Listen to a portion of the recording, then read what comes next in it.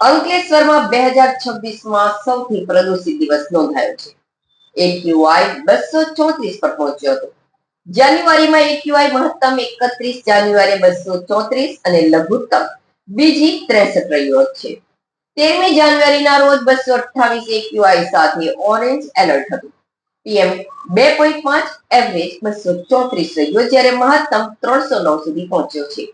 PM 10 average 148, જ્યારે મહત્તમ 222 પર પહોંચ્યો હતો.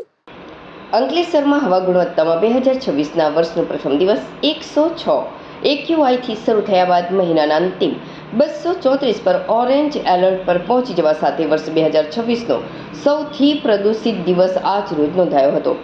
મહિનામાં 2 જાન્યુઆરીએ 63 એક્યુઆઈ સાથે ગ્રીન ઝોન લઘુત્તમ એક્યુઆઈ હતો. આ ઉપરાંત 13 જાન્યુઆરીના રોજ સૌથી વધુ 228 પર એક્યુઆઈ પહોંચ્યો હતો. આખા મહિના દરમિયાન માત્ર 5 દિવસ ગ્રીન ઝોનમાં એક્યુઆઈ આવ્યો છે, જ્યારે 5 દિવસ એક્યુઆઈ નોંધાયો જ નથી, જ્યારે 19 દિવસ યલો એલર્ટમાં એક્યુઆઈ નોંધાયો છે.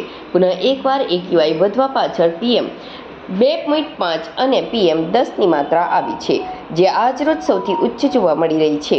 જીપીસીબી દ્વારા એક્યુઆઈ કંટ્રોલ કરવા માટે નોટિફાઈડ અને ઉદ્યોગોને એક્શન પ્લાન આપ્યો છે, જે અંતર્ગત પાણી છલકાવા પર પણ કરવામાં આવે છે. છતાં પણ આજરોજ એક્યુઆઈ સૌથી ઊંચો જ રહેતા એક્શન પ્લાનના અમલીકરણ સામે સવાલ ઉઠ્યા હતા. અંકલેશ્વરમાં હવાની ગુણવત્તા ફરી એકવાર ચિંતાજનક બની છે. અંકલેશ્વર એક્યુઆઈ ફરી ઓરેન્જ ઝોનમાં. જેડીસી રહેણાંક શહેર તેમજ ગ્રામ્યના એર ક્વોલિટીની સ્થિતિ ગંભીર જોવા મળી રહી છે. હવાની ગુણવત્તા સતત કથળી રહી હોવાના કારણે આરોગ્ય પર તેની ગંભીર અસર થવાની શક્યતા છે. તબીબી નિષ્ણાંતોના જણાવ્યા મુજબ લાંબા સમય સુધી પ્રદૂષિત હવાના સંપર્કમાં રહેવાથી સામાન્ય નાગરિકોને શ્વાસ લેવામાં તકલીફ, આંખોમાં બળતરા તેમજ શ્વસન સંબંધિત સમસ્યાઓ થઈ શકે છે. શહેરવાસીઓમાં હવા પ્રદૂષણને લઈને ચિંતા વધી રહી છે.